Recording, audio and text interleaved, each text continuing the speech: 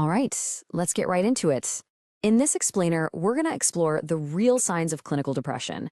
We'll break down how experts actually identify this serious mood disorder, and maybe most importantly, what you can do with that knowledge. Look, we all have bad days, right? Sometimes even bad weeks. Sadness is just part of being human. But there is a very real, very distinct line between feeling down and experiencing a clinical mood disorder. So the big question is, how do you even begin to recognize where that line is? And that's exactly what we're here to do. We're going to walk through the key indicators that clinicians use. We're going to demystify this whole process so you can better understand the signs, whether it's for yourself or for somebody you care about. So first things first, it is absolutely crucial to understand that clinical depression is fundamentally different from just feeling sad. It's a persistent state that really affects your entire being. Here's the key. Professionals aren't just looking for one thing. They're looking for a cluster of symptoms, and there are two big criteria. These symptoms have to stick around for at least 2 weeks, and they have to be serious enough that they're getting in the way of your daily life. It's also really important to tell depression apart from grief. Grief is a totally natural response to loss, and it tends to come and go in waves. You can still have moments of good memories, of positive feelings. Clinical depression, on the other hand, it's often described as this stagnant, heavy feeling of worthlessness that just doesn't let up.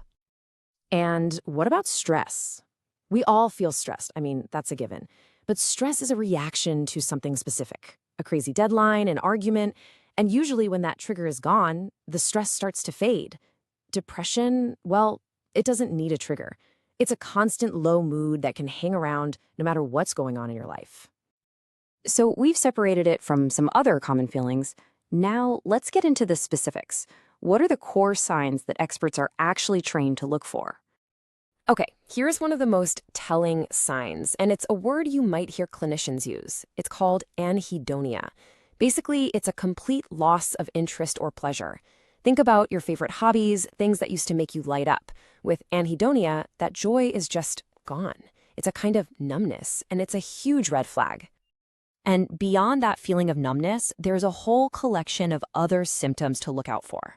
And notice this isn't just about emotions. We're talking about real, tangible changes in sleep, in energy, in appetite, even physical pain. And I have to be really clear about this last one. If you or anyone you know is having recurring thoughts of death or self-harm, that needs immediate professional help, period. This really highlights that mind-body connection, doesn't it? We usually think about depression in terms of emotional signs like hopelessness or worthlessness, but the physical signs are just as real and they're just as important. That chronic fatigue, the aches, the digestive issues, that can all be the body manifesting emotional distress. And for some people, especially kids and teens, irritability and anger can actually show up more than sadness. And, it's not always about what a person says, but how they act. Clinicians are also trained to spot these more subtle behavioral cues.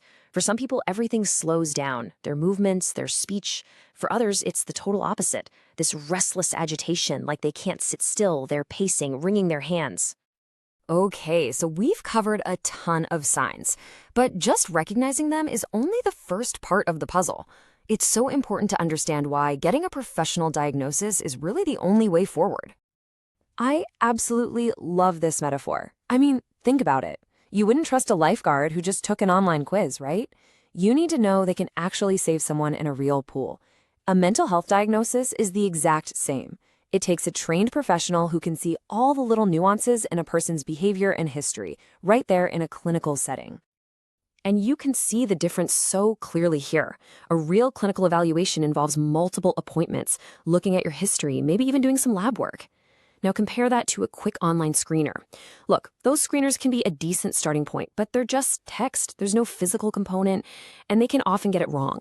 There is just no substitute for a thorough professional assessment. And here is exactly why that physical part is so critical. Things like thyroid problems or even certain vitamin deficiencies can create symptoms that look almost identical to depression. The fatigue, the low mood, the brain fog. A proper diagnosis has to rule out these medical causes first. Here's another fantastic metaphor from the source material. Mental health isn't something you fix once and then forget about.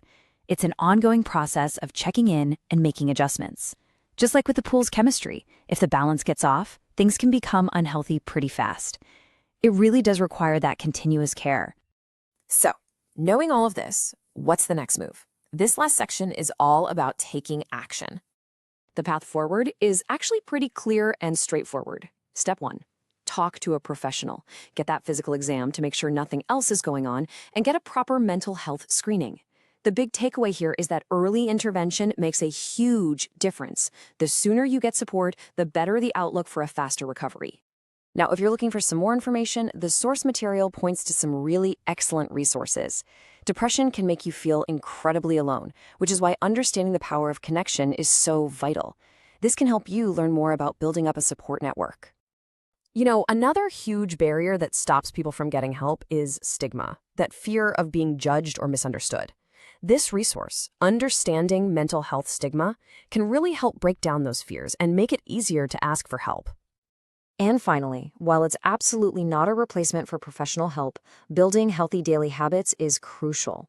For some really practical strategies you can use, you can check out Self-Care for a Healthier Mind. It's a great thing to do alongside formal treatment. And that really brings us to the end. Learning to recognize that line between sadness and depression is such a powerful skill. It's about seeing the whole picture, the emotional, the physical, and the behavioral signs, and understanding that getting a professional diagnosis isn't weakness, it's a sign of strength. So the real question is, now that you have this knowledge, how are you going to use it to support yourself and the people around you?